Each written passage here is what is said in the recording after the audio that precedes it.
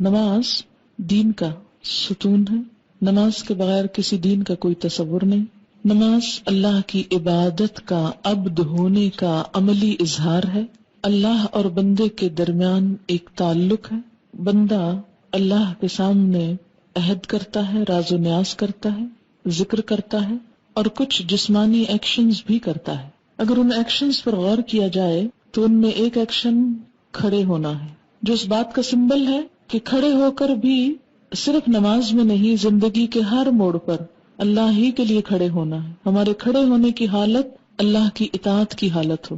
نماز میں انسان جھکتا ہے، جھکنا عاجزی کی علامت ہے، اور اللہ کے سامنے جھکتا ہے، جو اس کو بتا رہا ہے کہ تمہارے اندر عاجزی کی صفت اللہ کو پسند ہے۔ 5 دفعہ دن میں کئی بار جھکایا جاتا ہے بندے کو، اور یہ جھکنا بندوں کے سامنے بھی ہے، بندوں کے لیے بھی ہے، لیکن اللہ کی خاطر۔ من تواضع للہ، اللہ کی خاطر بندوں کے ساتھ عاجزی، ان کے ساری اور نرمی کا معاملہ کرنا تکبر کی نفی ہے۔ جھکنا، بینڈ ہونا، اکڑ اور تکبر کی نفی ہے۔ تکبر اللہ کو سب سے زیادہ ناپسند ہے۔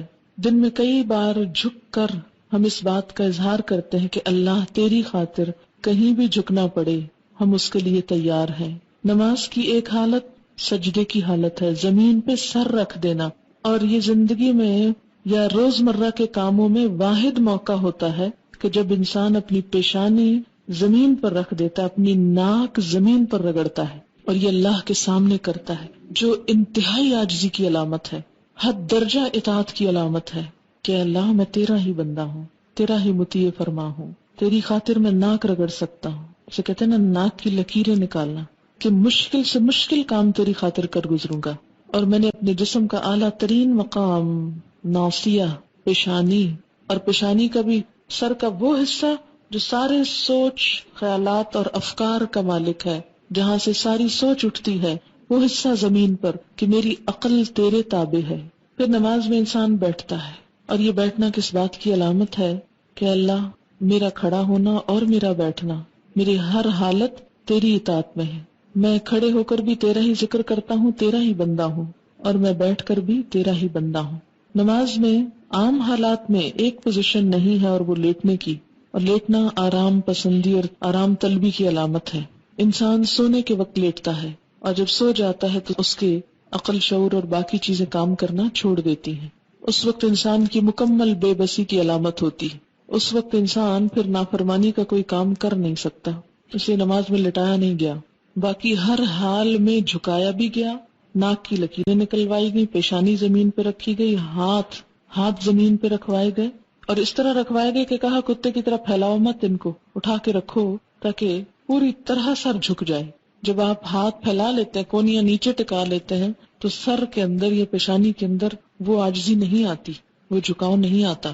پھر نماز کے اندر آپ سینے پہ ہاتھ باندھتے ہیں، سینے پہ ہاتھ باندھنا، دل پہ ہاتھ رکھنا، عاجزی، ادب کا مظاہرہ کرنا ہے، اور اس بات کا سمبل ہے کہ یا اللہ ہم ہاتھ باندھے پوری طرح تیری اطاعت کے لیے تیار ہیں، ہاتھ باندھ کے تیرے سامنے عہد کرتے ہیں، ایاک نعبد و ایاک نستعین، ہمارے دل کے خیالات اور خواہشات اور سب کچھ تیرے نام وقف ہے۔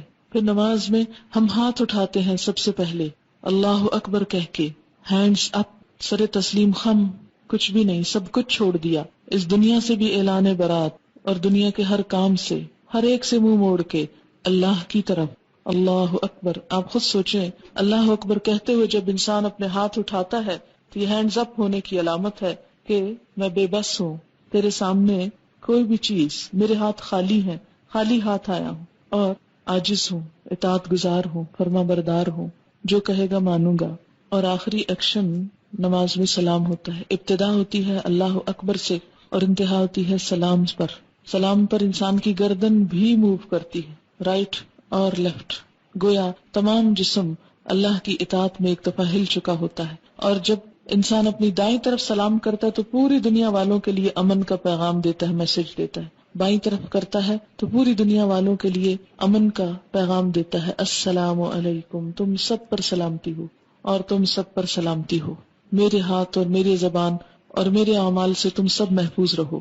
ایک نقطے پہ غور کیجئے، اللہ چاہتا تو یہ ایکشن کروائے بغیر یہ سب کچھ ہم سے کہلوا دیتا، لیکن آپ نے دیکھا ہوگا کہ بچوں کو بعض اوقات پوئمز پڑھوائی جاتی ہیں جو ویسے ہی رٹوا دی جاتی ہیں، اور بعض پوئمز ہوتی ہیں ایکشنز کے ساتھ. دونوں میں کیا فرق ہے؟ بہت بڑا فرق ہے. جب انسان جسمانی حرکات کے ساتھ کھڑے ہو کر، بیٹھ کر، سجدے میں جا کر، رکوع میں جھک کر، گردن موڑ کر، ہاتھ اٹھا کر اللہ کا نام لیتا ہے، تو گویا اپنے صرف زبان سے نہیں، صرف دماغ سے نہیں، صرف خیالات سے نہیں، اپنے جسم کے ساتھ، اپنے ایکشنز کے ساتھ یہ ثابت کر رہا ہے کہ وہ اللہ ہی کا بندہ ہے اور اللہ کی اطاعت میں ہر طرح سے سرگرم عمل رہے گا. پھر آپ دیکھیں کہ نماز میں چلنا نہیں ہوتا، چلنا منع ہے. نماز میں بولنا منع ہے. نماز میں کھانا پینا منع ہے. اس سے کیا پتہ چلتا ہے کہ یا اللہ تیری خاطر میں بھوک کی قربانی دے سکتا ہوں، تیرے لیے میں اپنی بھوک قربان کر سکتا ہوں. بولتا نہیں، بولنے کی خواہش بھی ایک بڑی شدید خواہش ہوتی، خصوصاً خواتین میں. چپ رہنا بہت مشکل ہوتا ہے، بولنا بہت پسندیدہ ہوتا ہے. تو نماز میں انسان بولنا منع ہے، بول نہیں سکتے. ایک لفظ بھی کہا نماز ختم، ایک دانہ بھی چبایا تو نماز ختم، ایک گھونٹ پانی بھی پیا تو نماز ختم. نہیں، کچھ بھی نہیں. کچھ چکھا بھی تو نماز ختم. پھر چلنا منع ہے. گویا خود اپنے آپ کو قید کرتے ہیں ایک جگہ پر، ایک جگہ پر روک لیتے ہیں کہ اللہ تیری نافرمانی میں کوئی قدم نہیں اٹھے گا. لا تقدموا بین یدی اللہ ورسولہ کی عملی تفسیر کہ اللہ اور اس کے رسول کے آگے پیش قدمی نہ کرو، آگے نہ بڑھو. میں اپنی چوائس کے ساتھ جس جگہ کھڑا ہوں اسی جگہ کھڑا ہوں، دنیا ادھر سے ادھر ہو جائے، میں مکمل استقامت کے ساتھ تیرے ہی آگے کھڑا ہوں. میں یہاں سے ہلوں گا نہیں، کیونکہ اللہ نے منع کر دی یہاں سے نہیں ہلنا، یہیں کھڑے رہو، اسی جگہ رہو. اور ساری نماز میں ہم ایک ہی جگہ جب تک سلام نہ پھیر لیں ایک ہی جگہ کھڑے رہتے. کبھی ایسا نہیں کرتے کہ ایک قدم آگے پھر پیچھے پھر دائیں پھر بائیں، چاہے کتنے بھی تھکے ہوئے ہوں، کتنا بھی خواہش ہو چلنے بھاگنے دوڑنے کی، کسی بھی ایکٹیویٹی کی. نہیں، تو چلنا پھرنا کیا ہے؟ بھاگ دوڑ زندگی کے تمام کاموں کا احاطہ کرتا ہے، سارے کاموں کا احاطہ. چلنا پھرنا سب کام چل پھر کے ہی ہوتے ہیں نا.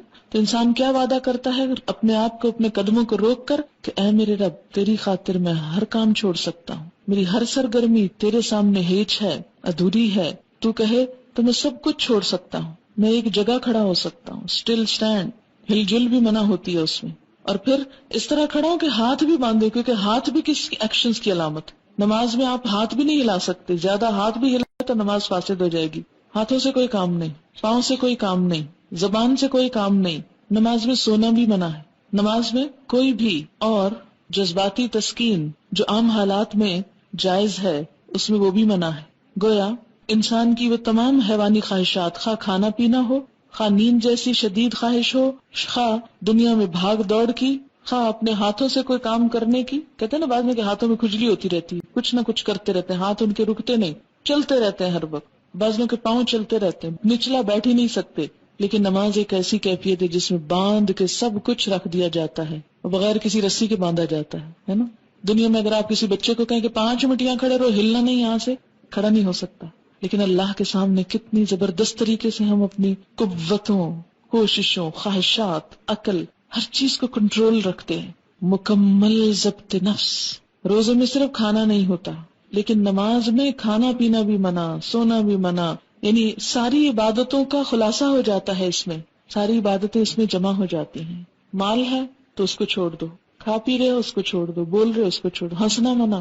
رونے کی کسی حد تک اجازت ہے لیکن وہ اللہ کے خوف سے. یہ نہیں کہ دنیا بھر کے غم میں اس وقت رونا شروع کر دے، فلاں چلا گیا تو آج میں رونا بیٹھ جاؤں، اور نماز میں روئے جا رہے ہیں. اور باتوں کے لیے نہیں رونا، اللہ کے لیے رونا، آخرت کے خوف سے رونا. آپ دیکھیں کہ دن میں 5 دفعہ وہ سارے جذبات کنٹرول کر کے ایسا ضبط نفس کرایا جاتا ہے کہ 5 دفعہ کر کے اگر 6 دفعہ کسی وقت بغیر نماز کے یہ سب کچھ کنٹرول کرنا پڑے، ہاتھ یا پاؤں یا باقی چیزیں، تو بھی کر جاؤ. نفس کو اپنا غلام بنا لو، خود نفس کے غلام نہ بن جاؤ. نفس پر حکومت کرنا سیکھو، نہ کہ خود اس کے آگے ذلیل و خوار ہو. کائنات کی جتنی بھی چیزیں ہیں وہ کسی نہ کسی رنگ میں نماز کی پوزیشن میں ہیں. پہاڑ کھڑے ہیں، چوپائے رکوع کر رہے ہیں، جیسے بھینس وغیرہ، سب رکوع کی حالت میں ہیں. اور کچھ چیزیں سجدہ ریز ہیں. اللہ تعالیٰ نے سمبولیکلی سب کو سجدہ ریز بتایا. النجم والشجر یسجدان، ستارے ہوں یا پودے سب جھکے ہوئے ہیں. وَلِلَّهِ يَسْجُدُ مَن فِي السَّمَاوَاتِ وَالْأَرْضِ. اچھا یہ بھی ہو سکتا تھا کہ جیسے ہم دنیا کی ایکسرسائزز کرتے وقت کھڑے ہوتے ہیں، نیچے ہوتے ہیں، دائیں ہوتے ہیں، بائیں ہوتے ہیں، پیچھے ہوتے ہیں، تو ہم کچھ بھی نہیں بولتے. تو اس ایکسرسائز میں بھی ہم کچھ نہ بولتے، لیکن اللہ نے ہمارا یہ وقت بھی ضائع نہیں کرایا، اس میں بھی ذکر کروایا. اور اس میں سے ایک ایک ذکر قابل غور ہے. اب میں اس ذکر پہ آتی ہوں جو کچھ ہم بولتے ہیں. نماز میں ہم سب سے پہلے نیت کرتے ہیں. نیت کے بغیر کوئی نماز نہیں ہوتی. نیت دل کا عمل ہوتا ہے, زبان کا عمل نہیں ہوتا. مثلاً آپ وضو کرنے کی نیت کر رہے ہیں, آپ واش روم میں بعض اوقات جاتے ہیں صرف ہاتھ منہ دھونے, مثلاً کہیں جا رہے ہیں آپ ہاتھ منہ دھوتے ہیں, اس میں کیا ہوتا ہے, کوئی بھی آپ نیت نہیں ہوتی, بس نیت یہ ہوتی کہیں جا رہا ہوں تو کسی کو منہ کیا دکھاؤں کہ ذرا منہ دھو لوں.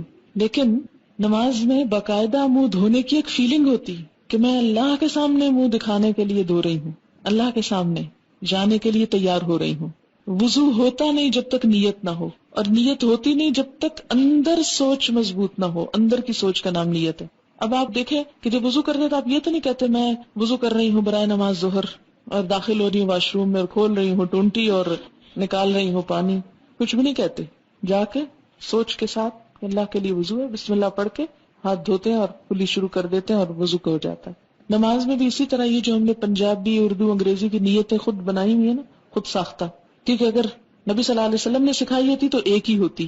یہ چونکہ ہم نے بنائی ہوئی ہے اس لیے ہر زبان کی مختلف ہے, ہر لوگوں کی مختلف ہے, تو زبان سے نیت کا بولنا ضروری نہیں ہے بلکہ دل میں. اچھا آپ دیکھیں کہ جب ہم بعض اوقات زبان سے بول رہے ہوتے ہیں نا تو دماغ کو کام کرنے کی ضرورت نہیں پیش آتی, ہم رٹے ہوئے طوطے کی طرح بس بول کے ختم کر دیتے ہیں ایک بار. تو نماز میں نیت دماغ کی حضوری ہے, دل کی حضوری. کیا کرنے جا رہے ہو, کہاں کھڑے ہو, اس وقت کیا کر رہے ہو, یہ نہیں کہ آئے اور منہ سے بول دی اور کوئی پتہ نہیں کیا کر رہے ہیں اور کیا نہیں کر رہے. نیت دماغ کو ایک جھٹکا, باقی خیال نکال کے اب یہ خیال ڈالو. اور آپ دیکھیں گے کہ عام طور پر ہاتھ منہ دھونے سے کیا ہوتا ہے اور وضو کرتے وقت کیفیت ہی کچھ اور ہوتی. نیت کے فرق سے عمل بدل جاتا ہے. انما الاعمال بالنیات, کیفیت بدل جاتی, دل کی حالت بدل جاتی. وہی پانی ہے, وہی ٹیپ ہے, وہی سب کچھ ہے. جب سوچ فرق ہوئی سارا ایکشن ایک اور طرف چلا گیا, کسی اور کریڈٹ میں چلا گیا. پھر اس کے بعد نماز میں کھڑے ہوئے, آپ سوچتے ہیں, دل میں دہراتے ہیں, اچھا کیا پڑھنے لگے, ظہر, فجر, عصر, کون سی نماز, فرض, سنت, کتنی رکعت, اتنی, ٹھیک ہے. کوئی کہنے کی ضرورت نہیں کہ منہ طرف خانے کعبے کے اور اس طرح کی چیزیں, کیونکہ جب تک آپ منہ طرف خانے کعبے کے کریں نا نماز تو ہوتی نہیں. اور بعض اوقات لوگ گاڑی میں پڑھ رہے ہوتے ہیں اور بول رہے ہوتے ہیں منہ طرف خانے کعبے کے, اللہ اکبر, رٹے رٹائے جملے. تو آپ نے کیا کرنا, نیت. اور نیت میں صرف یہ نیت نہیں کہ 4 رکعت پڑھ رہی ہیں, یہ 2 رکعت, صرف یہ نیت نہیں, نیت یہ بھی کہ صرف اللہ کے لیے پڑھ رہی ہیں, کوئی ریاکاری نہیں, کوئی دکھاوا نہیں. کیوں؟ اس لیے کہ اگر دکھاوے کی نماز پڑھی تو نبی صلی اللہ علیہ وسلم نے کیا فرمایا, من صلی یرائی فقد اشرکا, جس نے دکھاوے کی نماز پڑھی اس نے شرک کیا. شرک, فویل للمصلین, ہلاکت ہے نمازیوں کے لیے, نمازیوں کے لیے. الذین هم عن صلاتهم ساہون الذین هم یراؤون, وہ جو اپنی نمازوں سے غافل ہیں اور وہ جو دکھاوا کرتے ہیں. نماز میں بھی اور عام زندگی میں بھی. نماز ضبط نفس کی ایک ٹریننگ ہے, اور اگر دکھاوا ہے تو ضبط نفس کیا ہوا, خاک. اور پھر ہر جو سٹیپ ہے اس کو صحیح طریقے پر ادا کرنا, کیونکہ بدترین چوری نماز کی چوری ہے, سجدے اور رکوع ادھورے ادھورے کرنا, جلد بازی میں کرنا, صرف کھڑے ہو کے بیٹھ کے اٹھک بیٹھک کر کے ختم کر دینا. It's not just a physical exercise, یہ کسی انسان کی بتائی ہوئی ایکسرسائز نہیں کہ آپ اس میں غلطی بھی کر لیں, اس میں نہیں ویسے ہم کرتے ہوتے, اس کو اتنا ہی جھکتے ہیں. مثلاً اگر آپ نے ایروبکس کبھی کیے ہوں تو آپ کو پتا ہے کہ جتنا جس چیز کو بینڈ کرنے کے لیے کہا جاتا ہے اتنا ہی کرتے ہیں, اور جب تک اتنا آپ کر نہ جائیں آپ کی بات پوری نہیں ہوتی. آپ ادھورے کریں تو اس کا فائدہ ہی کچھ نہیں ہوتا. نماز میں کہتے اچھا پھر کیا ہوا اگر کم ہوا یا زیادہ, اتنی کیا ریجیڈیٹی ہے, نہیں, اس کا بھی وہ صحیح فائدہ نہیں ہوگا جب تک آپ ہر ایکشن جو ہے وہ سنت کے مطابق نہیں کریں گے. اب آپ نے بولنے کا کام شروع کیا, ہاتھ اٹھا کر اللہ اکبر, اللہ سب سے بڑا ہے, ہر چیز سے دستبردار ہوتا ہوں, ہر چیز سے خالی ہاتھ ہوں, صرف اس کی بڑائی کا اعلان کرتا ہوں, اللہ اکبر. کھول دیے ہاتھ, مٹھیاں بند کر کے اللہ اکبر نہیں ہو سکتی, ہاتھ کھولنے پڑیں گے, کھول دیے, کچھ بھی ہے گر گیا ہاتھوں سے, سب کچھ چھوڑ سکتا ہوں. اور جب ہاتھ اٹھاتا ہے نا انسان اللہ اوپر کرتا ہے تو بغلوں کے نیچے سے بھی سب کچھ گر جاتا ہے, کہیں بھی کچھ نہیں چھپا سکتا. اس طرح ہاتھ رکھے ہیں تو چھپا سکتے ہیں, جب اللہ اکبر کہتا ہے انسان سب کچھ خالی ہو جاتا ہے, ہر چیز سے دستبردار ہو جاتا ہے, کچھ ساتھ چپکا ہوا نہیں رہ سکتا. نماز کی حالت میں کوئی بوجھ نہیں اٹھا سکتے آپ. تو کیا ہوا آپ کا, اللہ اکبر, اللہ کی بڑائی کا اعلان, سب سے بڑا ہے تو, سب سے بڑا. دیکھیں کتنی دفعہ کہتے ہیں اللہ اکبر, کتنی دفعہ.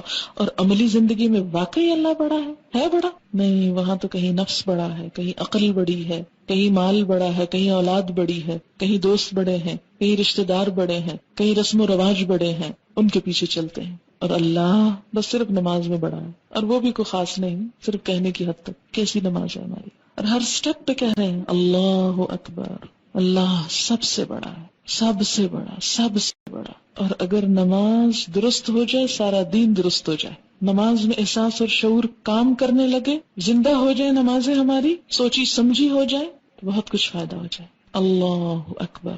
اور یہ کہہ کر انسان پر ہاتھ باندھ دیتا ہے سینے پر اور دعا پڑھنے لگتا ہے. اس میں کئی ایک دعائیں سکھائی گئی ہیں، مثلاً سبحانک اللہم و بحمدک و تبارک اسمک و تعالی جدک و لا الہ غیرک. پاک ہے تو اے اللہ، اور آپ ہی کی حمد ہے، اور بابرکت ہے آپ کا نام، اور بلند ہے آپ کی شان، اور نہیں کوئی عبادت کے لائق آپ کے سوا. پاک ہے تو اے اللہ. پاکی بیان کرتا ہے انسان اللہ کی. آپ کی حمد، آپ کی تعریف، آپ کا نام بابرکت، آپ کی شان بلند. کتنی زیادہ تعریف کر رہا ہے انسان اللہ کی. واقعی عملی زندگی میں ایسا ہی ہے کہ مختلف چیزوں میں اپنی تعریف نہ چاہیں، اللہ کی تعریف چاہیں. ہاں، ہم تو دین کا کام کر کے بھی اپنی تعریف چاہ رہے ہیں. دین کو بلند کرنے کا ہماری نیت کوئی نہیں ہوتی، یہ کم ہی ہوتی ہے. اپنے نام کی بلندی مقصود ہوتی ہے. یہ بدترین عمل ہے. کوئی نیکی کا کام بھی کریں، دین کا کام بھی کریں تو کس لیے کریں کہ دین بلند ہو. اور جس شخص کی نیت میں یہ چیز آ جائے کہ دین بلند ہو، دین کا کلمہ بلند ہو، اللہ کی ذات بلند ہو، وہ لازماً جھک جائے گا، عاجزی آ جائے گی، اس پہ تکبر رخصت ہو جائے گا. ہر قربانی کر سکے گا انسان، ہر طرح سے پھر انسان اپنے آپ کو نقصان پہنچا لے گا لیکن دین کا نقصان نہیں پہنچنے دے گا. اپنی ذات پیچھے چلی جائے گی اور دین آگے آ جائے گا. وہ تعالی جدک، تیری شان بلند ہے، میری شان تو کچھ نہیں. میری شان کیا چیز ہے؟ لیکن آپ دیکھیں کہ باہر نکل کے جتنی لڑائیاں ہیں ہماری اپنی رشتہ داروں کے ساتھ، دوستوں کے ساتھ، معاشرے کے افراد کے ساتھ، وہ ساری شان کی خاطر ہے. ہمیں فلاں نے یہ کیوں کر دیا، اور کیوں ہمارے ساتھ ایسا کیوں ہوا، اور ہماری شان میں گستاخی کیوں کر دی، اور ایسا ہو گیا اور ویسا. جتنی تعلقات کی خرابی ہے سب یہیں سے جڑ پھوٹتی ہے اس کی. تو جب انسان کہتا ہے تعالی جدک کا، شان تو تیری بلند ہے، بلندی تو تیری ہی ہے، ہم کیا چیز ہے. بندہ اور عاجز ہو جاتا ہے اور جھک جاتا ہے. ولا الہ غیرک، تیرے سوا تو کوئی الہ نہیں، تجھی کو پوچھتا ہوں، تیری ہی عبادت کرتا ہوں، اپنے نفس کی نہیں، عقل کی نہیں. ایک اور دعا بھی سکھائی گئی، اللہم باعد بینی و بین خطایایا کما باعدت بین المشرق والمغرب. اے اللہ میرے درمیان اور میرے گناہوں کے درمیان اتنی دوری پیدا کر دے جتنی مشرق اور مغرب کے درمیان. یعنی میں جو غلطیاں کر رہا ہوں ابھی تک، یا اللہ ان کو مجھ سے دور کر دے، ہٹا دے، کیونکہ وہ جو مجھے چمٹ گئی تو وبال جان جہنم میں لے جائیں گی. یا اللہ میری غلطیاں مجھ سے اتنی دور لے جا جتنا یہاں سے مشرق و مغرب کا فاصلہ ہے، بہت ہی دور، کہ ان کے اب مجھے نقصان یا ان کے اثرات نہ بھگتنے ہوں. اللہم نقنی من الخطایا، اللہ مجھے پاک کر دے خطاؤں سے. کما ینقی الثوب الابیض من الدنس، جیسے پاک کیا جاتا ہے سفید کپڑا میل کچیل سے. کبھی سفید کپڑا دھویا اور اس میں کوئی داغ ہو، پھر رگڑتے ہیں، پھر دھوتے ہیں، اچھا پھر کھول کے دیکھتے ہیں، نہیں ابھی نہیں، ابھی رنگ صحیح نہیں ہو، پھر اس کو رنگ کاٹ ڈالتے ہیں، اس کو لیکوڈ ڈالتے ہیں، اس کو نیل ڈالتے ہیں، اس کو خوب چمکاتے ہیں. سب سے زیادہ ایفرٹ کس کپڑے کو دھونے میں ہوتی ہے؟ سفید کپڑے کو دھونے میں. اور میل کچیل کا پتہ بھی سفید کپڑے سے چلتا ہے. یا اللہ جس طرح سفید کپڑا دھلتا ہے ایسے تو میرے گناہ دھو دے. کتنی خوبصورت دعا ہے. اللہم اغسل خطایا، اے اللہ دھو دے میری خطاؤں کو، بالماء والثلج والبرد، پانی سے، برف سے اور اولے سے. اور یہ جو تکبیر تحریمہ کے بعد نبی صلی اللہ علیہ وسلم یہ دعا پڑھا کرتے تھے، اور یہ مشکات میں آئی ہے، فصل اول کی دعا ہے، اور دوسری بھی جو ہے مشکات میں آئی ہے، فصل دوم کی دعا ہے. ٹھیک ہے، یعنی زیادہ صحیح حدیث جو یہ پہلی والی ہے، دوسری بھی پڑھی جا سکتی، لیکن عموماً ہم دوسری والی پڑھتے ہیں، جبکہ پہلی والی کا بھی مفہوم بہت خوبصورت ہے. بہت سے لوگ صرف تعصب کی وجہ سے کہ نہیں چونکہ ہمیں بچپن میں ہی سکھائی گئی اس لیے صرف دوسری ہی دعا پڑھتے ہیں، جبکہ اس کے علاوہ بھی دعائیں ہیں. بہرحال دونوں بھی پڑھ سکتے ہیں، اور دونوں میں سے کوئی ایک بھی پڑھ سکتے ہیں، نماز ہو جائے گی، کوئی جھگڑا نہیں کسی سے. لیکن جو اپنا فائدہ جتنا کرے اتنا ہی اچھا ہے، اگر یہ دونوں پڑھ لے تو زیادہ ہی اچھا ہے. اور آپ دیکھیں گے کہ جو ہی آپ یہ کہنا شروع کریں گے اللہم باعد بینی و بین خطایا، تو واقعی شرمندگی کا احساس ہوگا اور گناہوں سے بیزاری ہوگی. پھر اس کے بعد اعوذ باللہ من الشیطان الرجیم، اللہ تیری پناہ میں آتا ہوں شیطان مردود سے، جو میرا پیچھا نہیں چھوڑتا، جو مجھے ہر وقت تھکائے ہوئے، ستائے ہوئے ہے، بہکائے ہوئے ہے. بسم اللہ الرحمن الرحیم، اللہ کے نام کے ساتھ جو بڑا ہی مہربان ہے، بڑا رحم کرنے والا ہے. میں اس عبادت کا آغاز کرتا ہوں. الحمدللہ رب العالمین، سب تعریف اللہ کے لیے ہے جو رب ہے تمام جہانوں کا. پوری یونیورس کو اس نے پیدا کیا اور ان کا خیال رکھ رہا ہے، جو ذرے سے پائے تکمیل تک پہنچاتا ہے. پہاڑ کی اصل بھی ذرہ ہے، پانی کی اصل بھی قطرہ ہے، سمندر کی اصل بھی ذرہ ہے، درخت کی اصل بھی بیج ہے. انسان کی اصل بھی نطفہ ہے. ہر جو بڑی بڑی چیز ہم کو نظر آتی ہے یہ اصل میں کیا تھی؟ بہت چھوٹی حقیر. اس رب کا کمال یہ ہے کہ اس نے حقیر چیز کو اتنی شان دے دی، اتنا بڑا کر دیا.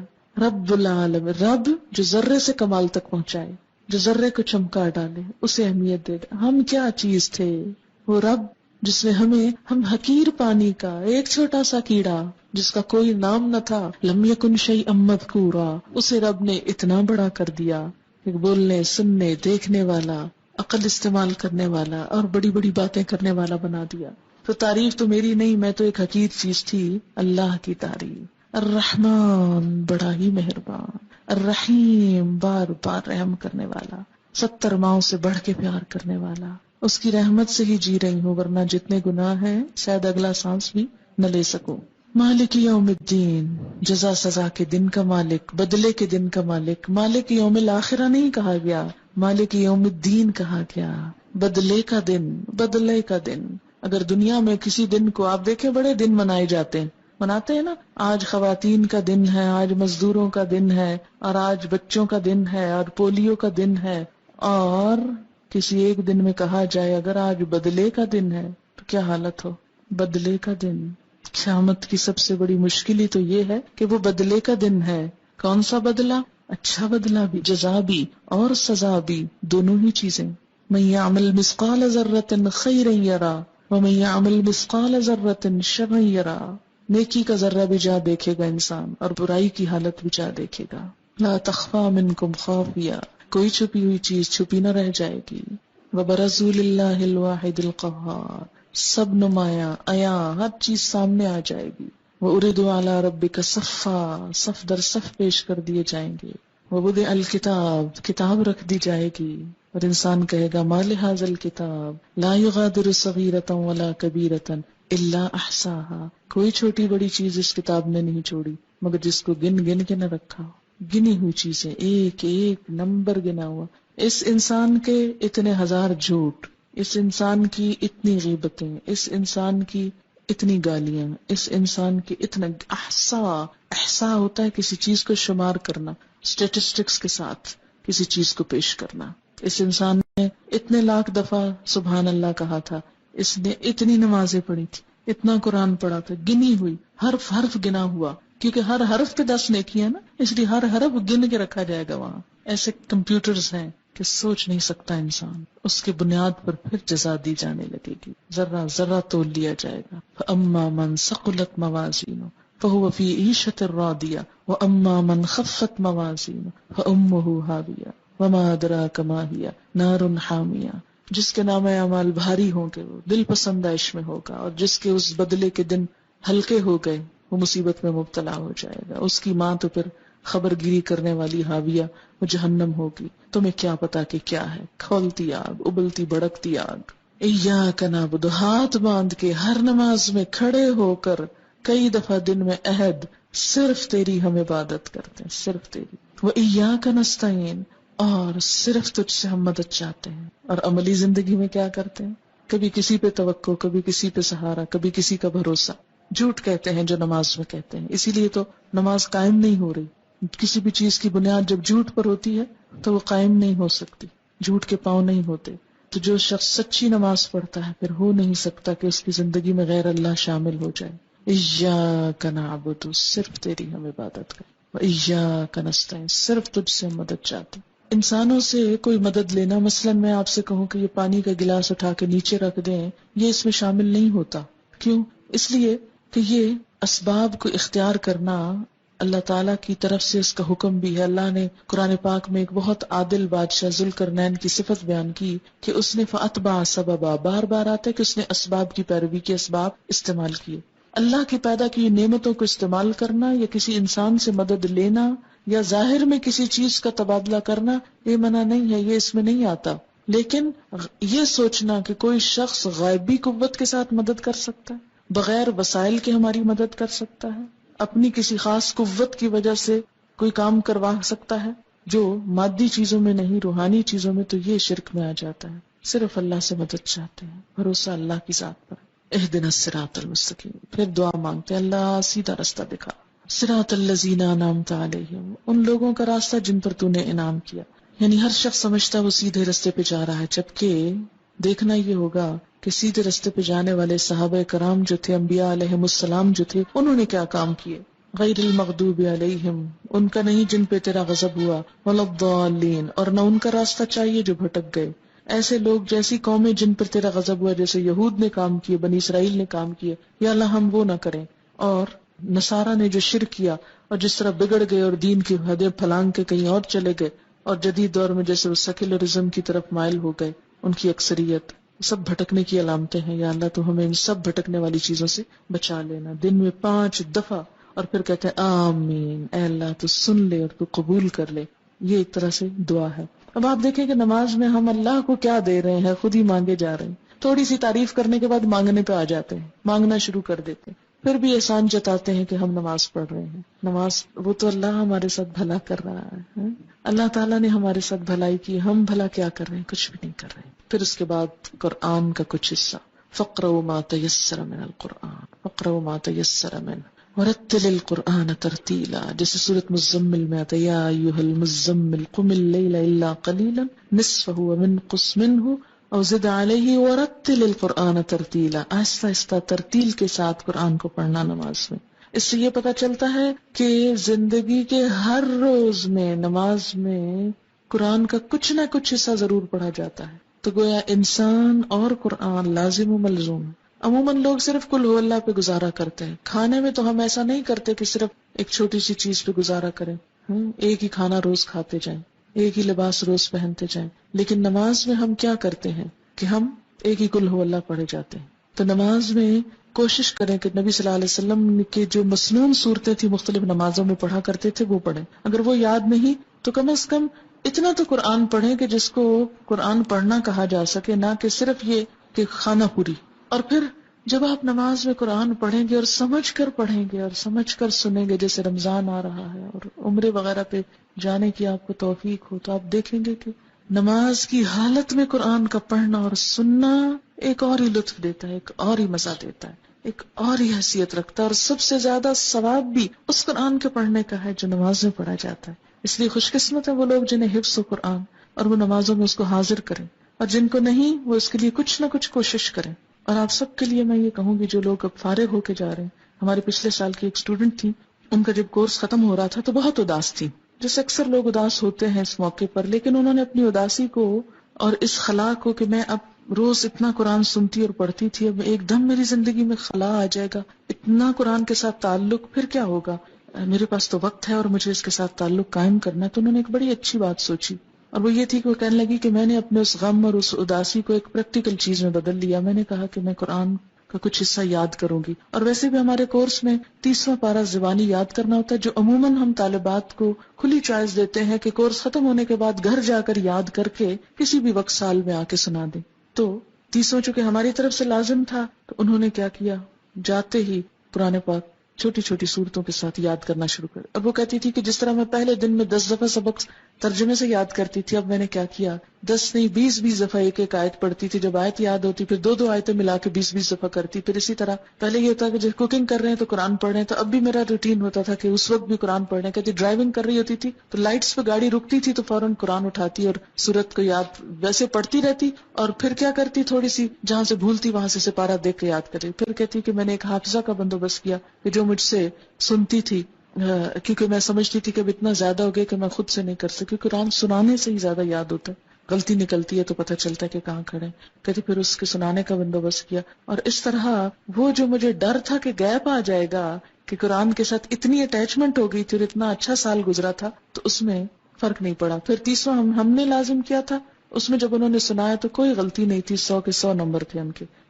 پھر اس کے بعد انہوں نے کیا کیا، خود اپنے اون پہ 29واں بھی، کیونکہ بچے ان کے بڑے ہیں، 2 ہیں، بڑے ہو چکے ہیں، کتنا گھر کا اتنا خاص کام نہیں. خود ڈینٹسٹ تھی، کام چھوڑ دیا فی الحال. اور اگر ڈینٹسٹ ہوں بھی اور پریکٹس کریں بھی تو آپ دیکھیں کہ آپ لوگوں کے دانت جوڑتے رہیں، توڑتے رہیں، نکالتے رہیں، ڈالتے رہیں، اور ساتھ قرآن پڑھتے رہیں. میرے دانت میں ایک دفعہ تکلیف ہوگی تو میں ڈینٹسٹ کے پاس مجھے آدھا گھنٹہ بعض اوقات اس چیئر پہ بیٹھنا پڑتا تھا، اور وہ کسی نہ کسی نرس یا ادھر ادھر بات شات کرتے رہتے تھے. تو میں سوچتی کاش اس شخص کو قرآن آتا ہو یا اس کو قرآن کی سمجھ ہو یا کوئی اچھی باتیں، تو اس وقت یہ مریض کو اتنا لمبا لیکچر دے سکتا ہے کھڑے کھڑے باتوں میں. تو وہی بھٹی جھونکنے والے اور اس کی مثال پھر آ گئی نا. اچھے دوست اور اچھے ساتھی، جلیس کا لفظ کوئی بھی جو ساتھ بیٹھ جائے، صرف دوست نہیں، جو دلی دوست، کوئی بھی جو پاس بیٹھا ہو، اس کی مثال ہے وہ. تو اس طرح جیسے ابھی اب دعائیں آپ کو سکھائی جائیں گی نئے لوگوں کو جو سیکھ چکے ہیں، اس میں بھی ہم یہ دعا مانگتے ہیں نا کہ ورزقنی تلاوتہ آناء اللیل وآناء النہار، مجھے اس کی تلاوت کی توفیق عطا کر رات کی گھڑیوں میں اور دن کی گھڑیوں میں. یعنی جب آپ قرآن آپ کو یاد ہو جاتا ہے تو پھر کیا ہوتا ہے، کھڑے چلتے بیٹھتے اٹھتے پھرتے آپ کچھ نہ کچھ یاد کر لیتے ہیں. پھر اس کو یاد رکھنے کا طریقہ یہ ہے کہ نمازوں میں آپ اس کو پڑھیں، اور جس کے لیے یہاں بات ہو رہی ہے کہ نماز کے اندر اس کو دہرایا جائے. اور اس میں یہ کہ جیسے ظہر کی نماز کے لیے ایک سورت رکھ لیں، ایک عصر کے لیے رکھ لیں، پھر مغرب کے لیے، اور اس طرح آپ کی نماز میں کنسنٹریشن خود بخود آنے لگے گی جب قرآن ورائٹی کے ساتھ آپ پڑھیں. اور اگر کل ہو اللہ پہ صرف زور رہا، اس کو آپ بے شک شامل کریں اپنی نماز میں. جیسے ایک صحابی تھے، وہ ہر نماز کی ہر رکعت میں ہر اور تلاوت کے ساتھ کل والا ضرور پڑھتے تھے. تو کسی نے حضور سے شکایت کر دی صلی اللہ علیہ وسلم، تو آپ نے اس سے پوچھا تو اس نے کہا مجھے اس سورت سے بڑی محبت ہے. تو آپ صلی اللہ علیہ وسلم نے فرمایا تمہاری اس سورت کی محبت نے تجھے جنت میں داخل کروایا. تو اچھی سورت ہے، ضرور پڑھیں. یہاں میرے کہنے کا مطلب یہ نہیں کہ کل والا چھوڑ دیں، ضرور پڑھیں، لیکن اس کے ساتھ ورائٹی کے ساتھ قرآن، کبھی کہیں سے کبھی کہیں سے کبھی کہیں سے. تو آپ دیکھیں گے انشاءاللہ نمازیں بہت امپروو ہوں گی. اور سب سے زیادہ جو قرآن پڑھنے کا اجر اور ثواب اور لطف ہے وہ نماز ہی کے اندر ہے. پھر اس کے بعد ہم کیا کرتے ہیں، اللہ اکبر کہہ کر پھر رکوع میں جاتے ہیں. رکوع میں اور اس وقت ہم کیا پڑھتے ہیں، سبحان ربی العظیم، پاک ہے میرا رب جو بہت بڑا ہے، میں تو بہت چھوٹی ہوں، میں تو جھکی ہوئی ہوں، بڑا تو وہ ہے. عملی طور پہ اپنے آپ کو پریکٹیکلی فزیکلی اپنے آپ کو بینڈ کر کے، اور پھر انسان اللہ کی عظمت کی بات کرتا ہے، سبحان ربی العظیم. اور یہاں پر ایک دعا بھی پڑھی جاتی ہے، سبحانک اللہم ربنا وبحمدک اللہم اغفر لی. اور یہ دعا بھی نبی صلی اللہ علیہ وسلم سے ثابت ہے. یہ پہلی دعا اور دوسری دعا یہ دونوں ہی مشکات سے ہیں. پہلی دعا جو ہے مشکات کی فصل اول سے، اور دوسری فصل دوم سے. اچھا، فصل اول سے کیا مراد ہے، اس میں کیٹیگری ہے، جو سب سے زیادہ صحیح حدیثیں ہیں وہ فصل اول میں ہے، جو ذرا کم ہے کسی بھی لحاظ سے تو وہ سیکنڈ کیٹیگری میں، پھر تیسری میں کچھ ضعیف حدیثیں بھی شامل ہیں اس میں. تو یہ جو دعا ہے سبحانک اللہم ربنا وبحمدک اللہم اغفر لی، یہ پہلے درجے کی دعاؤں میں سے ہے، اس کو بھی پڑھ سکتے ہیں. اور اس کا معنی کیا ہے، پاک ہے تو اے اللہ، اے ہمارے رب، اور تعریف تیرے ہی لیے، اللہ میاں مجھے بخش دے، میں تیرا عاجز بندہ، تو میری بخشش کر. ہم یوں بھی کر سکتے ہیں 3 دفعہ سبحان ربی العظیم پڑھ کے چوتھی دفعہ یہ پڑھ لیں، یا 2 دفعہ یہ پڑھ لیں، جیسے آپ چاہیں. اس میں اوپن چوائس ہے. جب انسان اپنی عاجزی کو تسلیم کرتا ہے نا، اپنی کمی حقارت کو، پھر لازمی بخشش کی دعا نہیں کرتے، اللہ تعالیٰ پھر تو مجھے معاف کر دے، معاف کر دے. کیونکہ ہم اللہ کا شکر تو ادا کر ہی نہیں سکتے، اور اس کی نعمتوں پہ شکر ادا نہ کرنا یہ ایک قصور ہے. اگر ہم کوئی گناہ نہ بھی کریں، کچھ بھی نہ کریں، ہم چپ بھی بیٹھے نہیں، یہ بھی ایک قصور ہے کہ اللہ نے زبان دی سے اس کے ذکر میں کیوں نہیں استعمال کیا. بہرحال پھر اس کے بعد ہم رکوع سے اٹھ جاتے ہیں، اور اس وقت پھر اٹھتے اٹھتے اللہ کی تعریف کرتے ہیں، سمع اللہ لمن حمدہ ربنا ولک الحمد حمدا کثیرا طیبا مبارکا فیہ. سن لیا اللہ نے، جس نے اس کی تعریف کی، جس نے اللہ کی تعریف کی، اللہ نے اس کی بات سن لی. اب دیکھیں کہ جب آپ کو یقین ہو کہ کسی نے آپ کی بات سن لی، بات پہنچ گئی، کتنا لطف آتا ہے اس چیز میں. سن لی. کوئی کسی کی بات نہ سنے کیسا لگتا؟ آپ کسی سے بات کرنا چاہیں وہ سنے نہ آگے سے، میں نہیں سننا چاہتا، جاؤ یہاں سے، کتنا برا لگتا ہے. تو سمع اللہ لمن حمدہ، اللہ اتنا پیارا ہے کہ جو اس کی تعریف کرتا ہے وہ اس کی بات سن لیتا ہے. چپکے سے بھی کہتے ہیں نا، دل میں، وہ بھی سن لیتا ہے. سمع اللہ ربنا، اے ہمارے رب، ولک الحمد، تعریف تیرے ہی لیے ہے. پھر تعریف، اور کیسی تعریف، حمدن کثیرن، بہت زیادہ تعریف، طیبن، پاکیزہ تعریف، اچھی تعریف، مبارکن فی، بابرکت. یہ جو دعا پڑھی ہے میں نے آخر میں، یہ بھی فصل اول کی دعاؤں میں سے مشکات کی. یہ جو دعا حدیث میں آتا ہے کہ نبی صلی اللہ علیہ وسلم نماز پڑھا رہے تھے کہ سلام پھیرنے کے بعد آپ نے پوچھا کس نے یہ دعا پڑھی ہے. کسی شخص نے پیچھے سے محبت میں آ کے یہ پڑھی تھی. آپ نے فرمایا میں نے 30 سے زیادہ فرشتوں کو اس دعا کی طرف لپکتے دیکھا کہ وہ اسے اٹھانا چاہتے تھے. اتنی بڑی نیکی تھی کہ ایک سے ایک آگے بڑھ کے اس کو اٹھانا چاہ رہا ہے. یہ نیک عمل ہم لے کے جائیں گے اللہ تعالیٰ کے پاس. بالکل ایسے ہی جیسے کسی کو پھول پیش کرنے تو ہر ایک کی خواہش ہوتی ہے میں پھول پیش کروں. کیوں؟ کیونکہ پھول پیش کرنے میں بھی کیا ہوتا ہے، ایک آنر ہے نا. تو فرشتوں کو بھی نیک بندوں کی نیکی اٹھا کے لے جانے اور پیش کرنے میں ایک آنر ہوتا ہے ان کے لیے. تو میں پیش کروں گا، ہم اس کو لے کے جائیں گے، اس نیک عمل یہ ہمیں دے دے. اچھی چیز ہر کوئی لینے اور اٹھانے کو تیار ہوتا ہے نا. اتنی خوبصورت دعا. حمدن کثیرن طیبن مبارکن فی. بہت تعریف، بہت زیادہ تعریف. جب انسان کسی سے بہت محبت کرتا ہے نا پھر کہتا ہے بہت بہت اچھی چیز، بہت زیادہ علامے کی تعریف. حمدن کثیرن، بہت اچھی والی تعریف. طیبن مبارکن، بہت برکت والی، بہت برکتیں ہوئے اس میں. مبارکن فی، نہیں برکت کا ہوتا ہے نشو نما، بڑھوتری. اتنی تعریف کہ جو بڑھتی چلی جائے، زیادہ سے زیادہ ہوتی چلی جائے، کہیں رکے ہی نہ، ختم ہی نہ ہو. حد کر دیتا ہے انسان تعریف میں. اور یہ وہی کر سکتا ہے جو اللہ سے واقعی محبت رکھتا ہو. پھر انسان سجدے میں آتا ہے، سر زمین پہ رکھ دیتا ہے. عام حالات میں آپ دیکھیں اگر نماز کے علاوہ کوئی کسی کو کہے اچھا ذرا زمین پہ سر رکھو، کتنا مشکل کام ہے نا. عام حالات میں تو کوئی چیز گر جائے تو ہم کہتے ہیں اچھا فلاں ذرا پکڑاؤ، یہ گری ہوئی چیز ہے، مجھ سے نہیں نیچے ہوا جاتا. کتنا مشکل ہے. لیکن اللہ کی خاطر محبت میں زمین پہ جا پڑتا ہے انسان اور سر رکھ دیتا ہے، ناک رگڑتا ہے اپنی، کیونکہ ناک نہ لگے تو سجدہ نہیں ہوتا. پورا جھکاؤ سر کی طرف ہوتا ہے. ساری عقل کو لا کے ذلیل کرتا ہے اللہ کے سامنے. یا اللہ یہ سر کیا چیز ہے، یہ سوچے کیا چیز ہے، تیرے سامنے تو کوئی کچھ نہیں، کوئی حجت بازی نہیں. اور کیا کہتا ہے سبحان ربی الاعلی، میں ہوں حقیر و ذلیل لیکن پاک ہے میرا رب جو اعلی اور الاعلی سب سے زیادہ بلند ہے. میں اس وقت سب سے نچلی پوزیشن میں ہوں اور میرا رب سب سے زیادہ بلند ہے. سبحان ربی الاعلی. اور اس وقت انسان پھر کیا کرتا ہے، وہی دعا دوبارہ پڑھ سکتا ہے. سبحانک اللہم ربنا وبحمدک اللہم اغفر لی. حدیث میں آتا ہے کہ بندہ سجدے کی حالت میں اللہ کے سب سے زیادہ قریب ہوتا ہے، سب سے زیادہ قرب کی حالت ہے. واسجد واقترب، سجدہ کرو قریب ہو جاؤ. اس وقت اللہ کی بڑائی بیان کرتا ہے انسان. اور اسی لیے سجدے کی حالت میں کی ہوئی دعا قبول ہوتی ہے. اور اس وقت انسان بخشش کی دعا مانگ لے، اللہم اغفر لی، تو اس سے بڑھ کر اور کوئی خوبی نہیں، کوئی بھلائی نہیں. پیک پہ ہوتا ہے انسان اپنی عاجزی کے اور مانگنے کے اور قربت کے اور دعا کے قبول ہونے کے. ہر چیز اپنی انتہا کو. یہاں سے کیا ہوا، یعنی کھڑے ہو کے جو نماز شروع کی تھی سجدے میں پہنچ کے اپنی ٹاپ پہ پہنچ گئی. عاجزی کی انتہا ہو گئی، تعریف کی انتہا ہو گئی، دعا کی انتہا ہو گئی. اور انتہا کے اللہم اغفر لی، بخشش ہو جائے. عام زندگی میں بھی یہی ہماری سوچ ہونی چاہیے کہ یا اللہ تو بخش دے، بس بخش دے. بخشے گئے تو سب کچھ مل گیا، اور اگر بخشش نہیں کچھ بھی نہیں. پھر کیا کرتے ہیں، بیٹھ جاتے ہیں. اللہ اکبر، ہر سٹیپ پہ اللہ اکبر. اب جب بیٹھتے ہیں پھر ایک دعا سکھائی گئی، اور وہ دعا کیا ہے، اللہم اغفر لی، پھر بخش دے. بخشش پہ اینڈ کیا تھا سجدے میں، اٹھ کے پھر بخشش مانگ رہے ہیں. یہی منتہا. اللہم اغفر لی، اے اللہ مجھے بخش دے، ورحمنی، اور مجھ پہ رحم کر. رحم بھی اللہ کو جب بھی آئے گا نا جب قصور معاف ہوں گے. آپ کسی سے توقع رکھ سکتے ہیں کہ کوئی آپ کے ساتھ بھلا کرے جبکہ اس کا دل آپ کی طرف سے میلا ہو، یا وہ آپ سے ناراض ہو، یا آپ نے اس کو ستایا ہوا ہو؟ کیسے بات کرتے؟ نہیں، پہلے بخشے جائیں گے تو پھر ہی رحمت ہوگی.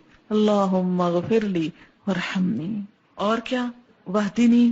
یہ دعا کی ترتیب دو مختلف روایتوں میں فرق ہے. میں اس ترتیب سے جو یہاں لکھی ہوئی پڑھتی ہوں. وجبرنی، میری مجبوری دور کر دے، میرا نقصان پورا کر دے. ورفانی، اور مجھے بلند کر دے. میں ہوں حقیر، بلند تو ہی ہے، تو مجھے بھی اپنے نام کے ساتھ بلند کر دے. واہدنی، اور مجھے ہدایت دے، راہ دکھا. وعافنی، عافیت دے، صحت دے. ورزقنی، رزق دے. دین معتدل دین ہے، دنیا اور آخرت دونوں کی بھلائیاں مانگنی سکھائی گئی. پھر دوبارہ سجدہ، اللہ اکبر. پھر وہی عاجزی، پھر وہی مغفرت کی دعا، پھر اللہ اکبر. اور اسی طرح دوسری رکعت، اور پھر التحیات. اب بیٹھ جاؤ، بیٹھ کے پڑھو. اب ہم اس میں اپنی مرضی نہیں کر سکتے کہ یہ دعا سجدے میں پڑھ لو، سجدے کی بیٹھ کے پڑھ لو، بیٹھ کے پڑھنے والی کھڑے ہو کے پڑھو. کھڑے ہو کے کیا پڑھوایا، سورۃ الفاتحہ. بیٹھ کے کیا پڑھوایا، التحیات اور درود شریف. التحیات للہ، سب اچھے کلمات، سب تحفے، سب درود اور وظیفے، سب کچھ للہ، اللہ کے لیے. میرے سارے اذکار، میری سارے دعائیں، میرے سارے اچھے جذبات، میرا سب کچھ میرے رب کے لیے، للہ. التحیات. تحیہ کا لفظ ہے نا، بڑا جامع لفظ ہے، ایک لفظ میں ترجمہ ہو ہی نہیں سکتا اس کا. تحیہ تحفے کے لیے بھی آتا ہے، ہدیے کے لیے، دعا کے لیے بھی آتا ہے، اچھے جذبات کے لیے بھی. اللہ تعالیٰ میرا سارا مال بھی تیرا، میری ساری دعائیں بھی تجھ سے، میرے سارے جذبات بھی تیرے لیے، میرا سب کچھ تیرے لیے. التحیات للہ، التحیات للہ. تحیہ والصلوات، سب دعائیں، سب عز و نیاز. والطیبات، سب پاکیزہ چیزیں، سب پاکیزہ کلمات، سب پاکیزہ رزق، سب کچھ اللہ کے نام. التحیات للہ والصلوات والطیبات، سب کچھ تیرا ہی تیرا، سب تیرے لیے، میرا تو کچھ بھی نہیں. اور بیٹھنے کا انداز آپ دیکھیں کتنا عاجزی کا ہوتا ہے، گھٹنے ٹیک کے بیٹھنا، گھٹنے ٹیک کے، یہ نہیں کہا کہ ٹانگیں پھیلا کے بیٹھ جاؤ بے شک، یا پلتھی مار کے بیٹھ جاؤ دو زانوں، نہیں، پاؤں پیچھے کر کے، گھٹنے ٹیک کے، عاجزی، گھٹنے ٹیک دینا محاورہ ہے نا، عاجزی کی علامت، بیٹھنے کا ادب سکھایا گیا، طریقہ، سلیقہ، اور پھر ہاتھ گھٹنوں پہ رکھ دو، یہاں سینے پہ نہیں رکھوائے گئے کہ سینے پہ رکھ کے آپ دیکھیں کتنی عجیب حالت ہوتی نا اگر ہم بیٹھے اس طرح ہوتے اور ہاتھ سینے پہ ہوتے، ہاتھ بھی وہیں رکھو، کتنا ڈسپلن، کتنی عاجزی، کتنی خوبصورت پھر پوزیشن بن جاتی، ہاتھ گھٹنوں کے اوپر رکھو، انگلیاں ڈھیلی چھوڑ دو۔ اچھا ایک یاد رکھیں، ساری نماز کی ہر پوزیشن میں اکڑنا نہیں، کھینچنا نہیں، ڈھیلے، خشوع، آواز میں بھی خشعت الاصوات، پوزیشن میں بھی ڈھیلا پن، عاجزی، نرمی، انکساری۔ کیوں؟ اس لیے کہ قد افلح المؤمنون الذین هم فی صلاتهم خاشعون، اور خشوع کا سب سے پہلا ذریعہ جسم کا ڈھیلا پڑ جانا۔ اور آپ دیکھیں گے کہ جب جسم ڈھیلا ہوگا، ٹینشن نہیں ہوگی آپ کی، ایک تو ویسے ٹینشن ریلیز ہوگی، اور دوسرا یہ کہ روح سے الفاظ نکلیں گے پھر، کیونکہ جب ہم کھچے ہوتے ہیں نا تو کچھ انرجی ہماری ادھر بھی لگ رہی ہوتی کچاؤ میں، تو جب وہ ساری انرجیاں ادھر سے بچا کے ایک جگہ کانسنٹریٹ کر لیتے ہیں اللہ کے لیے، ریلیکس ہو کر پوری طرح ایک ہی چیز دماغ میں ہوتی ہے اور دل میں، التحیات للہ والصلوات والطیبات، کتنی خوبصورت، تحیات للہ، سارے تحفے اللہ کے لیے۔ آپ دیکھیں تحفہ کس کو دیتے ہیں، آپ کبھی سوچا آپ کس کو دیتے ہیں؟ جس سے محبت ہوتی، اور محبت کے اظہار کے لیے ہوتا ہے، اس لیے نہیں ہوتا کہ کوئی ضرورت مند ہوتا ہے۔ اچھا جب اللہ کے لیے ہم کہتے ہیں سارے تحفے تیرے لیے، التحیات للہ، اچھا پھر تحفہ کس چیز کا ہوتا ہے؟ جو چیز انسان کو بہت اچھی لگتی ہے یہ دینی چاہیے۔ آپ یہ تو نہیں کرتے کہ جو ردی مال اٹھا کر یہ تحفہ میں دے دیتے ہیں کسی، وہ تو پھر دھوکہ ہے۔ اپنی اچھی سے اچھی چیز، خوبصورت سے خوبصورت، اسی لیے پیکنگ کتنی خوبصورت، بازو کا اندر کچھ نہیں ہوتا، پیکنگ بڑی اچھی کرتے ہیں، اس لیے تاکہ دیکھنے والا پیکنگ دیکھ کے خوش ہو جائے۔ اصل مقصود خوش کرنا ہوتا ہے نا کسی کو، تو یہاں بیٹھ کے ہم زبان کے ساتھ اظہار کرتے کہ یا اللہ میرا سب کچھ تیرے لیے، تجھے خوش کرتا ہوں، تحیات للہ، تحیات للہ، لیکن عملی زندگی میں کچھ بھی نہیں کرتے ہم، اس لیے کہ کبھی بیٹھ کے گھٹنے ٹیک کے ہاتھ رکھ کے سوچا ہی نہیں کیا کہہ رہے ہیں ہم۔ التحیات للہ، کتنی محبت کا والہانہ انداز، اللہ سارے تحفے تیرے ہی لیے، ساری اچھی باتیں تیرے ہی لیے، سارے اچھے جذبات تیرے لیے۔ یاد رکھے تحفہ صرف کسی مالی چیز کا ہی نہیں ہوتا، مال ہی نہیں ہوتا کوئی تحفہ، اچھے جذبات کا اظہار بھی تحفہ ہی ہوتا ہے۔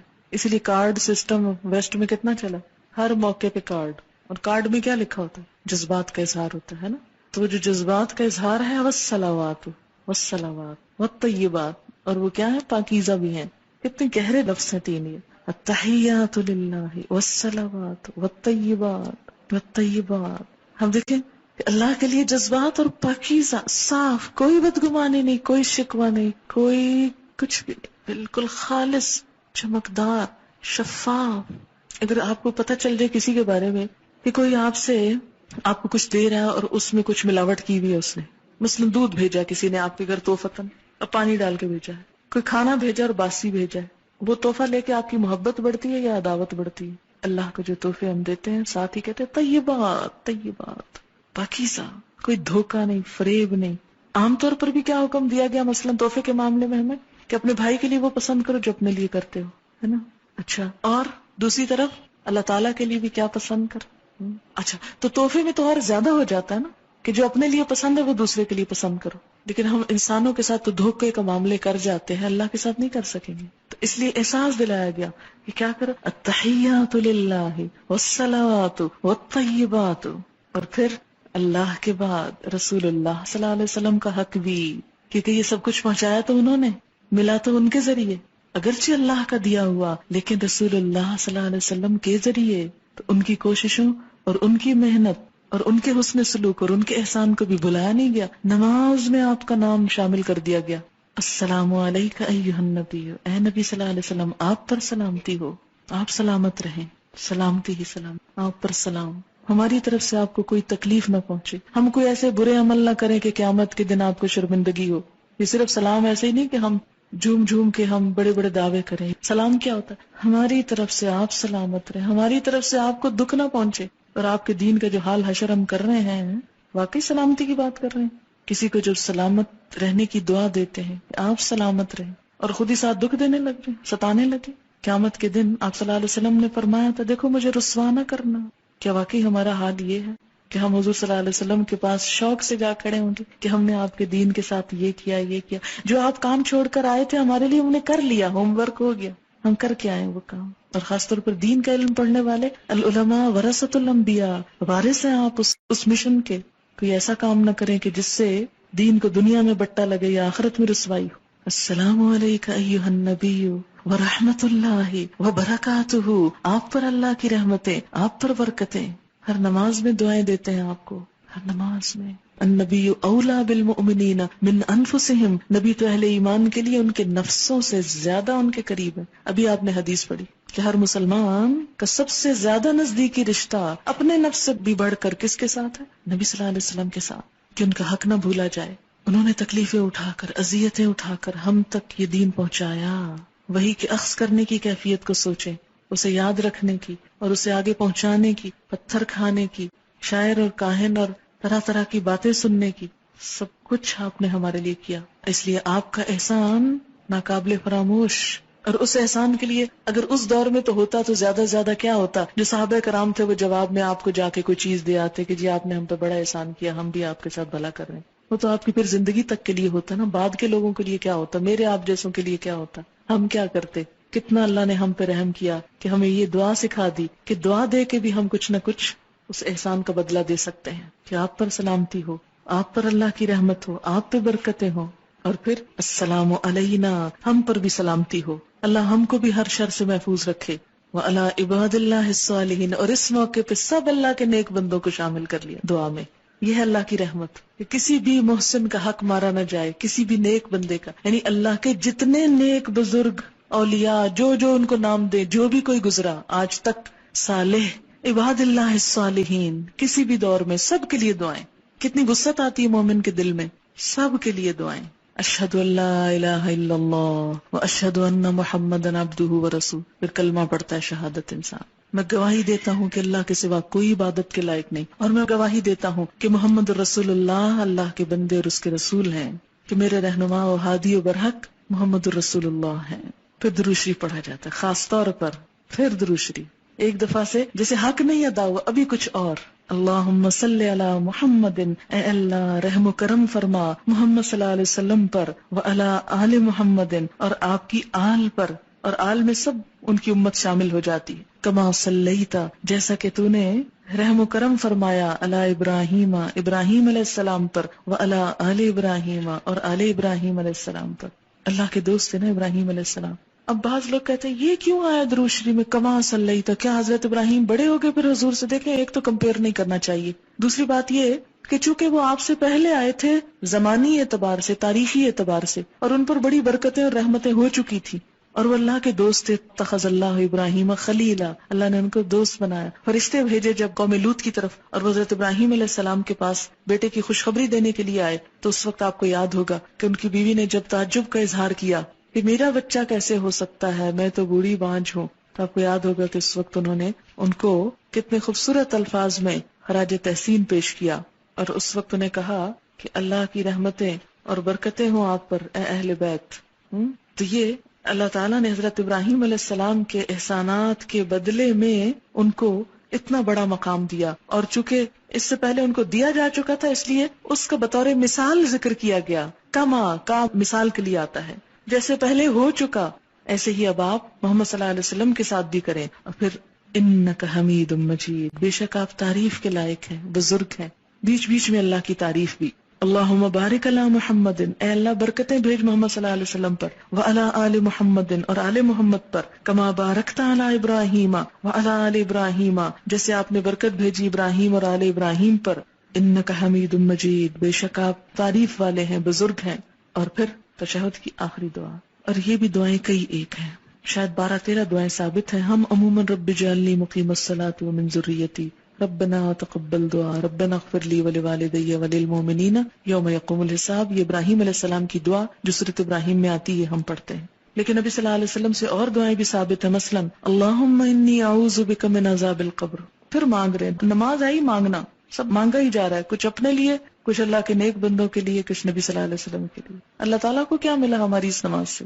اس کو تو دینا ہی پڑا. پھر بھی ہم پڑھ کے اس پہ اذان جتاتے ہیں کتنا ظلومن جہولا ہے انسان. تو آخری دعا کیا؟ اللہم انی اعوذ بک من عذاب القبر، اے اللہ مجھے عذاب قبر سے پناہ دے، میں تیری پناہ میں آتی ہوں. واعوذ بک من عذاب جہنم، جہنم کے عذاب سے تیری پناہ میں آتی ہوں. واعوذ بک من فتنۃ المسیح الدجال، اور مسیح الدجال کے فتنے سے تیری پناہ میں آتی ہوں. یہ بڑے بڑے فتنے ہیں جن سے انسان بچ گیا تو کامیاب ہو گیا. قبر، جہنم، مسیح الدجال، دجالی فتنہ.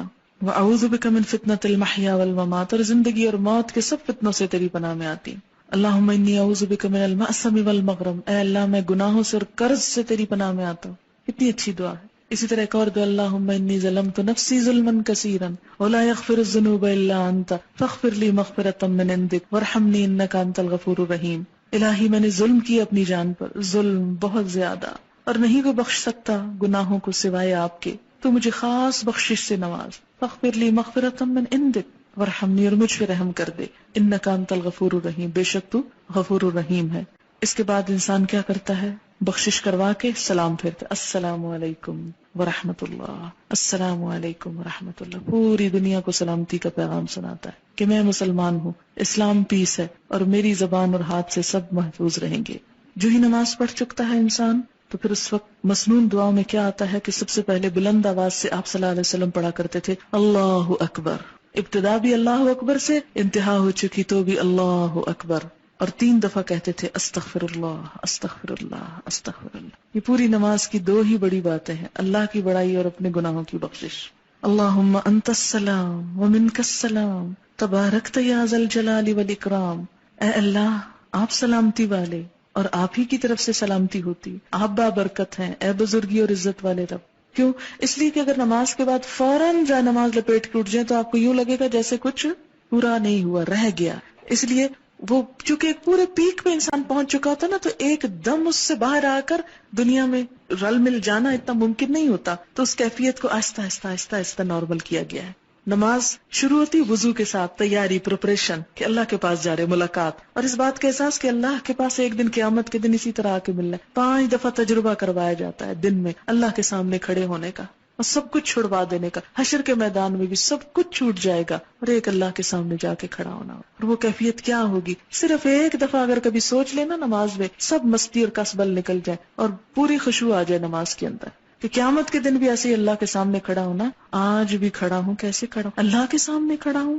یہ اللہ کے سامنے کھڑے ہونا ہے. اور پھر جس وضو کے ساتھ تیاری کر کے نماز میں گئے، پھر نماز پڑھ کر بھی جس طرح قرآن میں آتا ہے فسبح وادبار السجود، سجدوں کے بعد بھی رب کی تسبیح کرو. لہٰذا کیا پڑھتے ہیں؟ 33 دفعہ سبحان اللہ، 33 دفعہ الحمدللہ، 34 مرتبہ اللہ اکبر. اور اس کا اتنا اجر اور ثواب ہے کہ اگر آپ وقت دیکھیں تو 1.5 منٹ ہے صرف، لیکن اگر آپ اجر دیکھیں تو بے حد و حساب. اتنا اجر ہے کہ ایک دفعہ نبی صلی اللہ علیہ وسلم کے پاس کچھ لوگ آئے اور پوچھنے لگے اے اللہ کے رسول صلی اللہ علیہ وسلم، ہمارے کچھ دوست ہیں جو بڑے امیر ہیں، وہ صدقہ کرتے ہیں، ثواب پا لیتے ہیں، ہمارے پاس ہم غریب لوگ ہیں، ہمیں بھی کچھ بتائیں کہ ہم ان کا ثواب پا لیں. تو آپ نے فرمایا کہ تم ہر نماز کے بعد 33 دفعہ سبحان اللہ الحمدللہ اللہ اکبر پڑھو تو تم کیا کرو گے؟ ان کے برابر ہو جاؤ گے. بڑے بڑے صدقہ، جہاد اور کیا کچھ کرنے والوں ان کو بھی پتہ چل گیا. پھر وہ آگے یا رسول اللہ صلی اللہ علیہ وسلم، وہ بھی یہ کرنے لگے، پھر وہ آگے نکل گئے. تو آپ نے فرمایا یہ اللہ کا فضل ہے، جیسے چاہے دے. 1.5 منٹ کے اندر آپ اتنا بڑا اجر کماتے، گویا آپ نے ڈھیروں مال صدقہ کر دیا جو ویسے ممکن نہیں. تو اس لیے پابندی کے ساتھ کوشش کریں اس کو پڑھنے کی. اور گھڑی دیکھ لیں، آپ کا کوئی بڑا وقت نہیں لگے گا. انسان یہ صرف شیطان کا بھلاوا ہوتا ہے کہ انسان یہ نیکی نہ کرے اور اتنا بڑا اجر نہ کمائے. شیطان کا بھلاوا ہوتا ہے یہ. لہٰذا وہ کہتا ہے وہ دیکھو وہ کام، وہ دیکھو وہ کام، وہ بھی ہے وہ بھی ہے، وہ چھوڑو پھر کر لینا، چلتے پھرتے کر لو، اٹھو اٹھو یہاں سے. کیونکہ نماز کے بعد اللہ کی رحمت متوجہ ہوتی ہے، دعا مانگنے کا وقت ہوتا ہے. کچھ اور جو ہم عربی میں نماز کے اندر نہیں مانگ سکے اب باہر مانگ رہے ہیں، لیکن شیطان کہتا ہے کسی طرح نہ ہی مانگے تو اچھا، محروم ہی اٹھ جائے. اس لیے آپ دیکھیں گے کہ وہ وقت بڑا تلخ اور سخت ہوتا ہے اور اکثر لوگ ورغلا لیے جاتے ہیں. اسی لیے فرض نماز کے بعد جو آیت الکرسی ہے اس کا بھی بڑا اجر ہے کہ جو پڑھے گا وہ اس کے بعد فوت ہو جائے سیدھا جنت میں. لیکن آپ نے فرمایا یہ صرف انبیاء، صدیقوں اور شہیدوں کو یہ صفت ملتی ہے، ہر کوئی نہیں اس کی پابندی کر سکتا. کیوں؟ کیونکہ ہر بات جو نماز میں یاد آنی ہوتی، پھر ہوتا ہے اب نماز پڑھ لی جلدی جلدی وہ بلا کے آرڈر کر دیں سب کو جو جو کچھ کہنا، پھر بولنا شروع کر دیتے. لہٰذا تھوڑا سا اور صبر. وہاں تو فرض تھا چپ رہنا، اب کیا ہے نفل ہے چپ رہنا. ہم کہتے ہیں یہ کون سی مجبوری ہے، پابندی ہے، اب تو بول لو، خیر ہے بول لیں، لیکن وہ نماز کی پوری ڈوز نہیں آئے گی، وہ پوری کیفیت نہیں طاری ہوگی. اس لیے تھوڑا سا صبر اور، لیکن یہ آپ کا بائی چوائس ہے، اب آپ کی مرضی ہے آپ صبر کریں یا نہ کریں. لیکن جو کر جائے اب وہ وقت ہے پھل توڑنے کا، اب وہ وقت ہے نتیجہ لینے کا، دعا مانگنے کا. اس وقت میں اگر آپ گئے تو گئے، چھٹ گیا تو رہ گیا. پھر اس کے بعد یعنی آیت الکرسی پڑھ لیا آپ نے 33 دفعہ، یہ سبحان اللہ الحمدللہ کہہ دیا. پھر مسنون ذکر ہیں کچھ جو نبی صلی اللہ علیہ وسلم سے ثابت ہے نماز کے بعد کرنے کو، اور وہ ہے رب اعنی علی ذکرک و شکرک و حسن عبادتک. اے اللہ مجھے مدد دے کہ میں آپ کو یاد کر سکوں، آپ کا شکر ادا کر سکوں، آپ کی خوبصورت عبادت کر سکوں. نماز پڑھ چکا ہے، پھر دعا اللہ توفیق دینا پھر بھی لوٹ کے آؤں. ایسا نہ ہوگا کہ نماز میں سو جاؤں یا بھول جاؤں یا دل ہی نہ چاہے.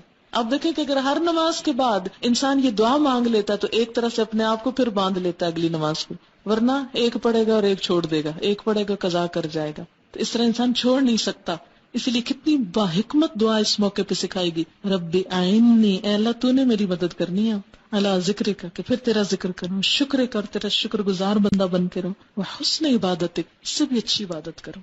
کیونکہ اس وقت انسان کو فیل ہوتا ہے اچھا میں نے اتنی اچھی نہیں نماز پڑھی، کو بہت سیٹسفیکشن نہیں ہوتی. پھر انسان کو کہا سیٹسفائی ہو جاؤ، مانگو اللہ سے اللہ اور اچھی عبادت کی توفیق دے. پھر لا الہ الا اللہ وحدہ لا شریک لہ لہ الملک ولہ الحمد وہو علی کل شیء قدیر. اللہم لا مانع لما اعطیت ولا معطی لما منعت. بس تجھ سے مانگتا ہوں، کوئی روک نہیں سکتا اگر تو نے دے دیا، اور کوئی دے نہیں سکتا اگر تو نے روک دیا. سب سے بے نیاز، سب سے کٹ کر صرف تجھ سے. ولا ينفع ذا الجد منك الجد، اور نہیں فائدہ دے سکتی کسی دولت مند کو آپ کے عذاب سے دولت. یعنی کوئی دولت مند آپ کے عذاب سے اپنی دولت کی وجہ سے نہیں بچ سکتا، کیونکہ انسان پھر اٹھ کے دولت دنیا اور مال کی طرف راغب ہو جاتا ہے. گھر بار بچے ہر چیز پھر یاد آنے لگتے، اچھا یہ سنبھالنا ہے وہ کرنا ہے، وہ دیکھو انڈیا جل گئی، دودھ ابل گیا، شیشہ ٹوٹ گیا، یہ ہو گیا، وہ چیزیں آنی جانی ہیں. ان چیزوں نے نہیں بچانا اللہ کے ہاں، لہذا پھر یاد دہانی کرا کے دنیا میں بھیجا گیا. ایک اور دعا، لا الہ الا اللہ وحدہ لا شریک لہ لہ الملک ولہ الحمد وہو علی کل شیء قدیر لا حول ولا قوۃ الا باللہ. یہ جو کچھ بھی کیا اللہ کی قوت اور طاقت سے. لا الہ الا اللہ ولا نعبد الا ایاہ لہ النعمہ ولہ الفضل ولہ الثناء الحسن لا الہ الا اللہ مخلصین لہ الدین ولو کرہ الکافرون. یہ خوبصورت دعا ہے. اللہ کے سوا کوئی معبود نہیں، وہ اکیلا ہے، اس کا کوئی شریک نہیں، اسی کی بادشاہی ہے، وہی سزاوار حمد و ثنا ہے، وہی ہر چیز پر قادر ہے. نہیں ہے طاقت نقصان سے بچنے کی اور فائدہ حاصل کرنے کی مگر اللہ کے ساتھ. نہیں ہے کوئی معبود مگر اللہ، اور ہم صرف اسی کی عبادت کرتے ہیں. نعمتیں پہنچانا اور فضل کرنا اسی کا کام ہے، اسی کے لیے اچھی تعریف. نہیں ہے کوئی عبادت کے لائق مگر اللہ، اسی کے لیے ہماری اطاعت اگرچہ کافر برا مانے. اور آیت الکرسی جو ہر فرض نماز کے بعد ہے، آپ نے فرمایا جو ہر نماز کے بعد آیت الکرسی پڑھے اسے بہشت میں داخل ہونے سے سوائے موت کے کوئی چیز نہیں روکتی. گویا جنت کا دروازہ کھل گیا اس کے لیے. اور بعض روایات میں قل ھو اللہ پڑھنے کا بھی ہے، سورۃ الاخلاص کا بھی. اور جب نماز سے اٹھ رہے ہوں آپ تو آپ صلی اللہ علیہ وسلم 3 دفعہ فرماتے تھے سبحان ربک رب العزت عما یصفون وسلام علی المرسلین والحمد للہ رب العالمین. اٹھتے اٹھتے مصلی لپیٹتے ہوئے یہ دعا پڑھ لی جاتی. یوں لگتا ہے جیسے اب سیٹسفیکشن ہو. نماز کے اندر تو مین میل ہے، لیکن جو بعد میں ہے یہ کیا ہے؟ جیسے آپ کھانے کے بعد تھوڑا میٹھا لے رہے ہیں، سونف کھا رہے ہیں، کہوہ پی رہے ہیں، اور کرتے کرتے پھر چھٹتا ہے آپ سے وہ سب کچھ. ورنہ ایک دم ابرپٹلی اگر کھانا چھوڑ دیں، بند کر دیں، یا پانی نہ پیئیں، یا کچھ چھوٹی چھوٹی چیز آخر میں نہ لیں، تو کیا ہوتا ہے؟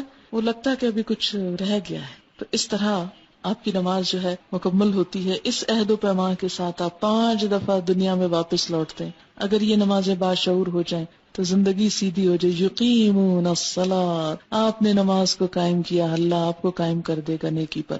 اور دعا، نماز جب سلام پھیرتا ہے انسان تو جو نماز ہوتی ہے وہ فرشتے اٹھانے لگتے ہیں، لیکن جس کی اچھی نیت اس کے منہ پہ دے ماری جاتی ہے. اللہ کو کوئی نہیں پسند آئی، یہ کیا پڑھا تھا تم نے، ریجیکٹڈ. جیسے بعض ٹیچرز کاپیاں اٹھا اٹھا کے بچوں کی پھینکتے ہیں، لے جاؤ، پھاڑ دیتے ہیں، کوئی فائدہ نہیں اس کا. پھر نماز دعا بھی دیتی ہے بندے کو کہ اللہ تجھے بھی قائم رکھے جس طرح تو نے مجھے قائم رکھا. اور جو نماز کو خراب کرتا نماز اسے بد دعا دیتی، اللہ تجھے بگاڑے، تیرا سب کچھ بگاڑے جس طرح تو نے مجھے بگاڑا. اچھا، کچھ سوال ہیں ان کے میں جلدی سے جواب دیتی ہوں. نماز ختم کرنے سے پہلے سورۃ البقرہ کی آخری آیات اور حشر کی آیات پڑھنا جائز ہے؟ ذکر میں آپ جو کچھ بھی پڑھیں، لیکن یہ مسنون نہیں ہے. مسنون وہی ہے جو میں نے آپ کو بتا دی ہے. اس کے علاوہ آپ اردو پنجابی میں اپنی دعا مانگ سکتے ہیں، جو بھی آپ کریں. کیا نماز کے بعد دعا مانگنا واجب ہے؟ میں نے سنا کہ حضور صلی اللہ علیہ وسلم ہر نماز کے بعد دعا نہیں مانگتے، اس لیے اس کو ضروری سمجھ کر پڑھنا بدعت ہے. یہ جو اذکار میں نے آپ کو بتائے ہیں یہ تو مسنون ہے. وہ مراد اس سے یہ کہ جو ہم لمبی چوڑی بہت ساری دعائیں کرتے ہیں وہ لازم نہیں. لیکن اس کا یہ مطلب نہیں کہ نماز سے سلام پھیرتے ہی آپ فوراً اٹھ کھڑے ہوں، نہیں. یہ جو ذکر ہے یہ مسنون ہے. نماز میں سلام سے پہلے عربی میں اپنے لیے کوئی دعا مانگ سکتے ہیں؟ مصنون دعاؤں میں سب کچھ آ جاتا ہے، ربنا آتنا بھی پڑھ سکتے ہیں۔ اچھا ایک بات یاد رکھے، سجدے میں قرآن نہیں پڑھا جاتا، سجدے میں قرآن نہیں پڑھا جاتا، درود شریف کھڑے ہو کے نہیں پڑھا جاتا، سلام کھڑے ہو کے نہیں پڑھا جاتا، بیٹھ کے پڑھا جاتا ہے نماز میں۔